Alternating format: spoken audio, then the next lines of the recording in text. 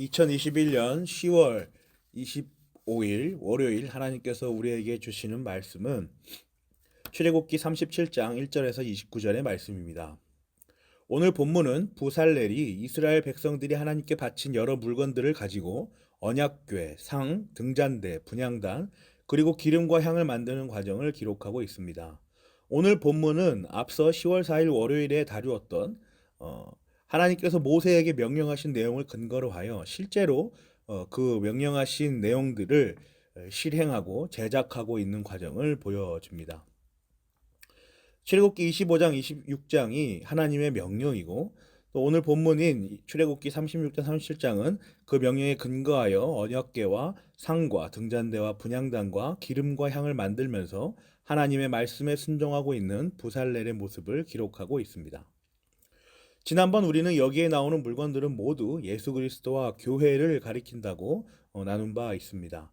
등잔대를 통하여 빛이신 예수 그리스도를, 그리고 일곱 교회를, 또 진설병과 상을 통하여 하나님과 우리의 멀어진 관계를 화목 제물로서 중보하시는 예수 그리스도를 상징한다고 우리가 지난번에 나누었죠.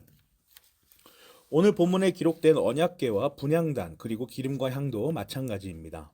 이 모든 것들은 예수 그리스도와 교회, 그리고 교회가 영과 진리로 드리는 예배를 상징적으로 가리키고 있는 것이죠.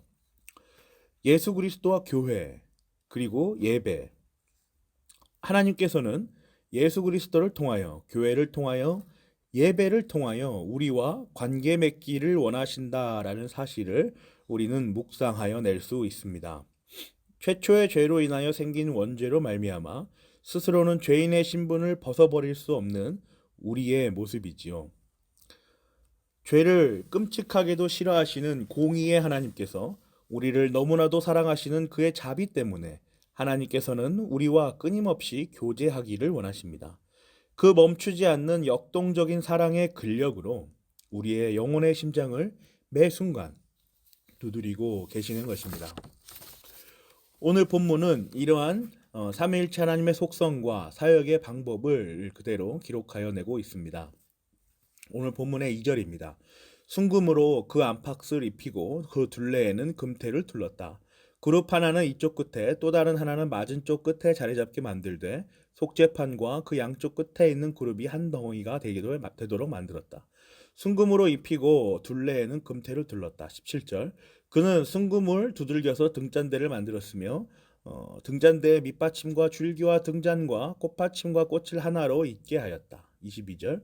등잔대 줄기의 꽃받침에 연결된 곁가지들은 모두 순금을 두들겨서 만들어서 전체를 하나로 잇게 하였다. 25절.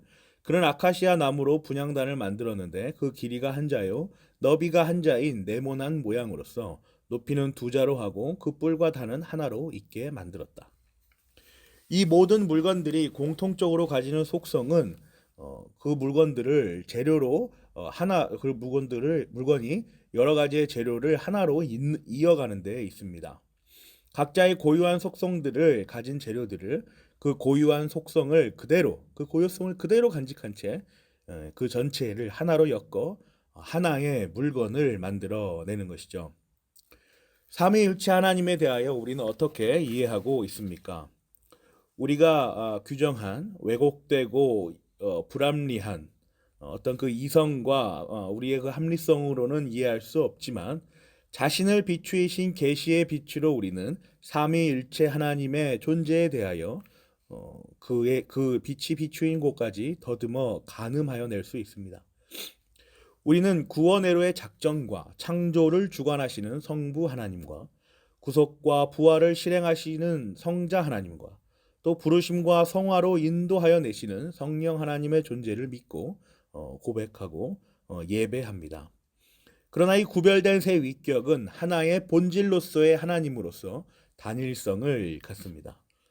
즉 세 위격이시지만 본질상 하나이신 삼위일체 하나님을 우리는 섬기고 있는 것이죠. 구별된 각각의 고유성 가운데 공통된 본질로서의 하나라는 속성은 오늘 출애굽기에 기록된 여러 물건들을 만드는 방법에도 고스란히 내재하여 있습니다.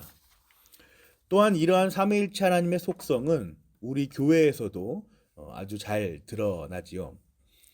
각자 고유한 삶을 살아가는 여럿인 구성원이지만 하나의 신앙을 고백하는 하나의 보편적인 교회의 모습을 한번 상상하여 보십시오.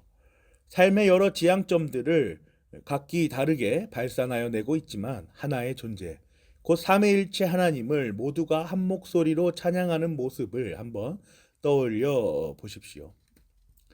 사랑하는 고향제일교회 성도 여러분, 이것이 바로 우리가 꿈꾸고 소망하며 기도하는 교회다운 교회입니다. 우리는 우리 고향제일교회로 모이기 전까지 다양한 삶의 흔적들을 남기며 뿌리며 살아왔습니다. 그러나 하나님께서 이 고향제일교회로 부르심으로 인하여 구별되시지만 단일하신 삼위일체 하나님을 찬양하며 예배하며 또 특별히 우리 교회에 주신 사명인 하나님 나라를 증거하는 마을교회를 지향하게 하시는 그렇게 하나인 공동체로 세워주셨습니다. 이 공동체의 근거는 바로 삼위일체 하나님께서 우리를 구별하여 주셨다는데 그 견고함이 있습니다. 어떻게 구별하여 주셨습니까? 오늘 본문 29절을 보십시오. 그는 향을 제조하는 법을 따라서 성별하는 기름과 향기롭고 순수한 향을 만들었다. 성별하는 기름, 향기롭고 순수한 향, 이것들의 의미는 무엇일까요? 이 구절이 의미하는 바를 조금 더 구체적으로 하나님이 말씀하신 출애굽기 30장으로 한번 넘어가 봅시다. 25절에서 29절입니다. 너는 향을 제조하는 법을 따라 이 모든 것을 잘 섞어서 성별하는 기름을 만들어라.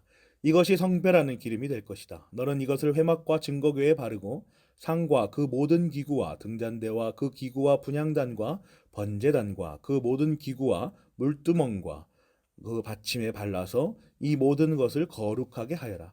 그러면 그것들이 가장 거룩한 것이 되며 거기에 닿는 모든 것이 거룩하게 될 것이다.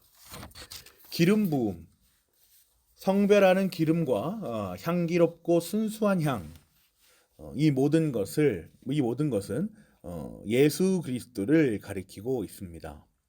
성별하는 기름이란 기름을 붓는 기름 부음과 아주 연관이 있는 단어인 것이죠. 출애굽기 30장 25절에서 29절에 기록된 바와 같이 이는 예수 그리스도와 연합되는 지체를 교훈하여 줍니다. 곧 이 성별하는 기름이 닿는 곳, 그와 연합하는 자마다 거룩하게 될 것인데 그것도 가장 거룩하게 될 것이라고 하나님께서 말씀하셨기 때문이죠. 출애굽기 30장 29절입니다. 이 모든 것을 거룩하게 하여라. 26절 증거궤에 바르고 그 기구와 분향단과 물두멍과 그 받침에 발라서 이거 모든 것을 거룩하게 하여라. 그러면 그것들이 가장 거룩한 것이 되며 거기에 닿는 모든 것이 거룩하게 될 것이다. 예수 그리스도와 연합한 모든 자들이 가장 거룩하게 될 것이다 라고 하나님께서 말씀하신 내용이 출애굽기 30장에 기록되어 있는 것입니다. 사랑하는 고향제일교회 성도 여러분, 우리는 각기 다른 삶의 모양으로 살아왔지만 삼위일체 하나님의 속성과 그 사역의 방법에 따라 하나의 공동체, 곧 가시적 교회 안에 모인 채로 하나의 보편적 교회를 향해 지향하며 살아갑니다. 또한 우리는 예수 그리스도와 연합함으로 인하여 거룩한 것 중 가장 거룩한 존재자로 다시 태어난 거듭난 주님의 택함 받은 백성들입니다. 위드 코로나를 마주하는 이 시점에서 앞으로의 삶과 교회의 참 의미를 기억하며 삼위일체 하나님의 사역에 적극 감사로 반응하고 가장 거룩한 자로 하나님과 세상 앞에 담담히 세워져 가는 우리 교회가 되기를 간절히 기도합니다. 아멘.